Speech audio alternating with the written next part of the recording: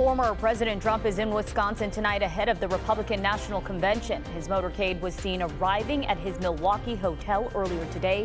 His family says he is in good spirits one day after an attempt on his life.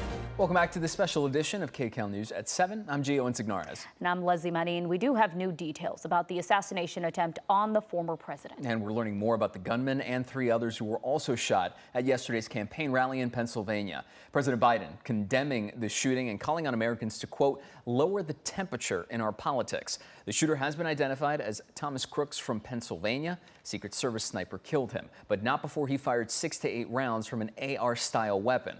The FBI says he acted alone, and investigators are trying to get into his phone. The gunman also wounded 2 people and killed a 3rd. He was a former fire chief, the victim who dove in front of his family to shield them from the gunfire. The other 2 victims were severely injured. And of course, a lot of questions remain tonight about the Secret Service detail that was guarding former President Trump at Saturday's rally. Yeah, former Secret Service agent Michael Matranga joins us now with expert insight, really. Good evening, Michael. Thank you for joining us. Good evening. Thank you. It's an honor to be here with you. Well, from what you have seen and the rest of the world has seen, where do you think the failure might have been here? Well, I think, just with any Secret Service process, in the event that there's an assassination attempt, the Secret Service is going to do their due diligence, initially take over the investigation, and then hand that off to the FBI.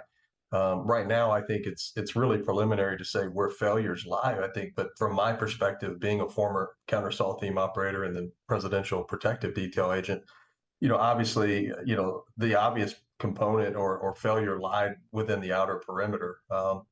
And so I would say that that's initially where we should start looking as to why and who's responsible for that. The investigation will lead to that.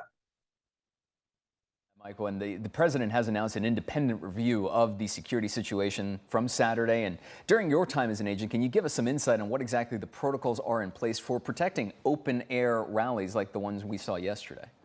Yeah, so, the easiest way for me to explain it is, every Secret Service agent goes through a basic training at Beltsville, Maryland. And it's there where you learn, the basics of advanced work. And then, most agents, or pretty much all agents, start out in a field office. And in that field office, you start learning how to conduct, multiple types of advances: open air, closed, on-site arrivals, open air departures, whatnot. So, in this perspective of being an outside event, one of the things that we would look at are the 3 layers of protection. And there's layers, there's rings, there's perimeters, what you want to call them. And that starts with the outer, the middle, and the inner. And in some of those layers of protection, some of the authority lies with local law enforcement and with Secret Service the closer you get into that inner perimeter. And so in this particular case, like I said, my initial thoughts after watching the report or watching the video was that there was a breakdown in the outer perimeter. Who's responsible for that yet? We don't know, but there definitely was a lapse there. Yeah, and CBS has spoken to witnesses who say they spotted the gunman for several minutes and then alerted law enforcement before that shooting. You're talking about this outer perimeter. We really don't know whose job it was to secure that just yet. We haven't been given that full information, but how could he have gone unseen, the shooter?